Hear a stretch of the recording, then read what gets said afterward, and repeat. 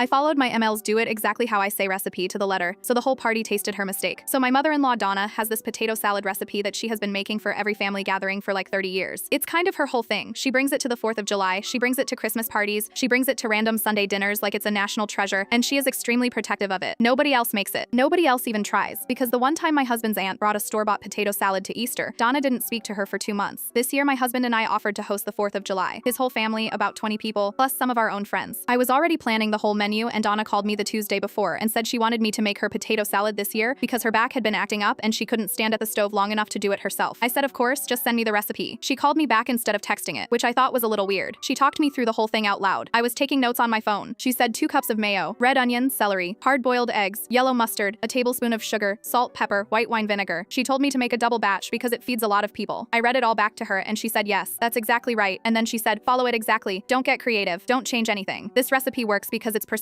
Fine, no problem. I'm not a creative person with her food anyway. I followed it exactly. I made the full double batch the morning of the party. Boiled the potatoes the night before so they'd be cold. Measured everything out. 2 cups of mayo, doubled to 4. The sugar, doubled. Vinegar, doubled. All of it. Mixed it together, tasted it, and immediately felt something was off. It was sweet. Really sweet. Like dessert sweet. I thought maybe it was just the sugar on its own and it would mellow out once everything sat together overnight. So I covered it and put it in the fridge. The next morning I tasted it again. Still very sweet. Weirdly sweet. I texted Donna and said, hey, the potato salad tastes really sweet. Did I do something wrong? She texted back, did you follow the recipe? I said yes. She said, then it's fine. It's supposed to be a little sweet. Trust the recipe. Okay, I trusted the recipe. The party started at 3 p.m. By 5 p.m. the food was out. I watched people go for the potato salad because it's Donna's famous recipe. People always go for it first. And I watched their faces. There was this split second where you could see them register it. This little pause before they swallowed. And then they'd kind of look down at their plate. My friend Rachel caught my eye from across the yard and made the tiniest grimace. My husband's cousin Marcus took one bite, set his fork down, and quietly moved on to the coleslaw. Donna got a plate and sat down at the table with her sister. I was maybe 10 feet away, pretending to refill the chip bowl. I watched her take a forkful of her own famous potato salad. She chewed once. Her face went completely still. She took a sip of her drink and set the fork down on the edge of the bowl, not on her plate, on the bowl, like she was done with it. Her sister leaned over and said something quietly. Donna shook her head a little. I walked over. I said, Donna, how's the potato salad? She looked up at me. She said, it's a little sweet. I texted you and you said to trust the recipe. Her jaw moved. I said it should be a little sweet, not like this. I said, I made a double batch like you told me. Doubled everything. Long pause. She said, you doubled the sugar? I said, you said double the recipe. I doubled everything. She opened her mouth and then closed it. Her sister said, slowly, Donna, how much sugar is in the original recipe? A tablespoon, Donna said. So doubled, that's 2 tablespoons, her sister said. Donna said, right. Her sister said, that doesn't explain this. And that is when Donna's face did something I had never seen it do in 7 years. She looked uncertain. She said quietly, maybe I said tablespoon when I meant teaspoon. She said it mostly to herself, but her sister heard it. I heard it. My husband, who had walked up behind me at some point, heard it. You told me to follow it exactly, I said. So I